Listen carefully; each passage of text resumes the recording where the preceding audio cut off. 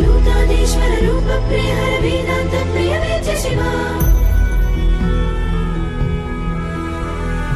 एकानेक स्वरूप सदा शिव भोगादि प्रिय पूर्ण शिवा ऐश्वर्याश्रय चिन्मय चित्तन अच्युतानंद